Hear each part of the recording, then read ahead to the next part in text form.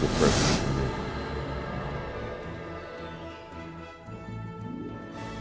I want you to set up the story of how it led to Dancing with Rose, the book, from Dancing with Rose when we first met on another show as an article you wrote. Yes, you were kind enough to interview me for a cover story that I did in the Los Angeles Times Sunday magazine, which was also called Dancing with Rose, and started to explore this subject of the world inhabited by the people who have Alzheimer's. And I explored it as much as one could in a magazine story. And your support for that, for which you're acknowledged, and other people's support, and just the opening of my own eyes, told me that there was something more here. And I needed to do something and not just be a reporter to get this story. It's the story of you and the relationship you had with your mom, who had Alzheimer's. It's the story of the disease and the patients and their families who suffer. And it's the story of the caregivers who toil at minimum wage to supply this nurturing and support. That's right. And so I became one of them. I felt that I needed to embed myself in the world of Alzheimer's, and short of getting the disease yourself, the way to do that would be to sign on as basically it's a minimum wage job for which you don't even need a high school education. And I fairly and squarely got that job. The people knew that I was writing a book, that I was a reporter, because it was the same place that I had done my observation and reporting for the magazine story that we just talked about. But I went through the whole training, and I did everything that I needed to do, and I was a legitimate caregiver for about 4.5 months at a place that I call Maplewood. I got a lot smarter about the disease, and I got a lot smarter about my place as a daughter, and a lot smarter about my own mother's life in writing this book. I wrote this book, I undertook this book after my mother died, and so I was not the smart person with her in her last years than that I was after the book was completed. Well, we're going to talk a little bit about that guilt later on and how you dealt with it, okay? You heard the guilt in there, did you? I did, but in fact, I'm actually, well, you'll see how we'll play with that a little bit later. But these caregivers, they're a breed unto themselves. You are responsible for somebody's life, literally, and you're also responsible for, because people with Alzheimer's only have the moment, so you are responsible for providing moments, for creating an atmosphere in which they can have a rich experience moment to moment. That's your responsibility. So it's not just the, giving them medication and making sure that they're fed. It's a quality of life, moment to moment issue. I wasn't doing it for the money, and I could come home to my own house, which was, which I didn't have a problem with making the mortgage, and I have a husband, I have a car that works. So my life outside of my time at Maplewood could be calm and peaceful. And it was a revelation to me how chaotic and stressful the lives of my coworkers were once they left the building. So that this very stressful time working at Maplewood was actually the least stressful part of their lives, because they were going home to apartments they were going to be kicked out of, and boyfriends who were ripping them off the TVs while they were gone, and kids who had drug problems, and cars that wouldn't work in the morning. And they got to work in the morning, and it was a clean, well-lit place that they could work in. You move from one moment to the next moment, and in one moment you might have a wonderful experience with someone where they say a word to you and you haven't heard them say a word in 3 months, and then the next time somebody falls down and hurts themselves, and the next moment somebody gives you a hug, and you have no time between those moments because you are responsible for 14 human beings and there's nobody else there. In fact, there's so much life still going on, and I think that's really what I was hoping to do with the book, is to show people that yes, this is a terrible disease, and yes, we want to find a cure or a treatment, but meanwhile we have 5 million people who have the disease, and we have to have an understanding that they're not empty vessels, they're not big babies, they're not zombies.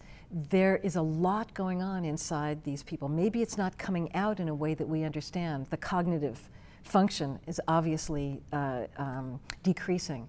Words are difficult, but that doesn't mean that they're not connected to the human race, and it doesn't mean that there's not a lot of stuff going on, and you can connect with that stuff, not through words so much, through music, through touch, through smell, through experiencing moments with people. There's something there. When you have somebody, an Alzheimer's person, or not even an Alzheimer's person, but just an elderly person who is misremembering something, the natural way to jump in is to say, no, that didn't happen last year, that was 2 years ago, or that wasn't at the beach, that was in the mountains. And you're constantly correcting people. Well, with Alzheimer's, you have people who have very, very faulty memories. And so if you jump in to correct every time they open their mouth, telling them, no, it didn't happen this way, it happened that way, you're creating stress. You're creating stress for yourself. You're creating an atmosphere of stress, and you're basically telling the person, not in so many words, you're nuts. You don't have a grip on reality. That's not what they need to know. Validation therapy brings you into their moment, and if they're talking about their brother as if the brother was still alive and the brother died 40 years ago, you don't need to say, hey, your brother died 40 years ago. You need to say, oh, well, so you went to the beach with him, or so you're remembering something nice about him. Let's stay with that and talk to me about it. And it is a peaceful way of having a conversation, and it is a less stressful way. For both, by the way. For both, yes.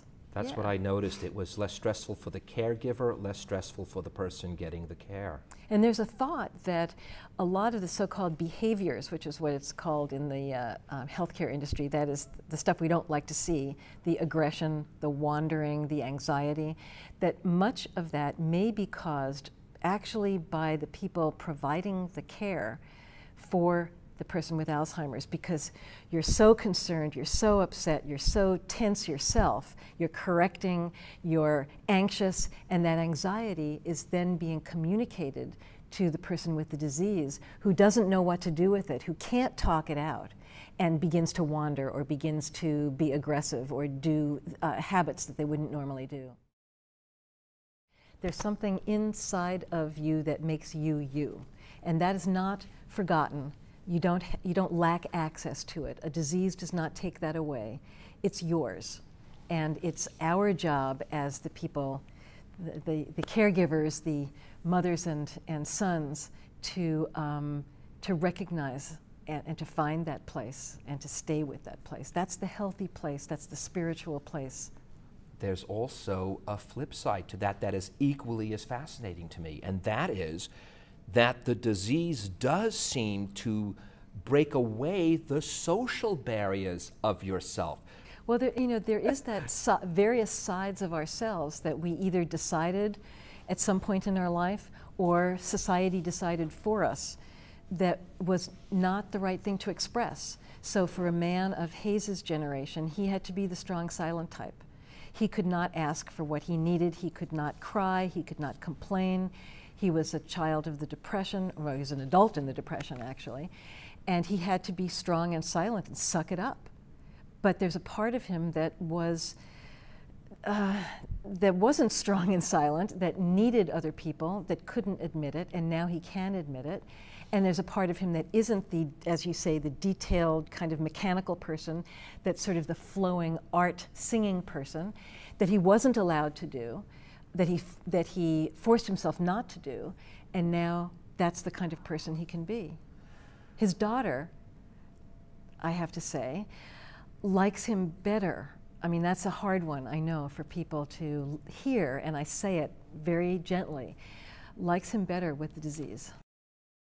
We're very close to the end, Lauren. I wanted the star. There's something so touching about the love you have for the place, for the people, and just share the viewers. You just wanted a little star. It was a make-believe paper star that goes up for these employees, and as one of them, you wanted a star. Yeah, there are very few perks on this job other than the enormous satisfaction one gets of doing the work. But there's no, well, there are no perks. But the one thing that is recognized is a a construction paper yellow star, and one of your coworkers or your boss can put one up with your name on it, and it's tacked on this little board, and it's a recognition that you did well.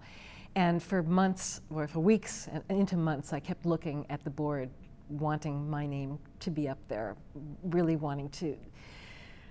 It was important to me that I did this job well, because I didn't do the job with my mother well. And when that star came about, I said it meant more to me than getting tenure at the university, and it did.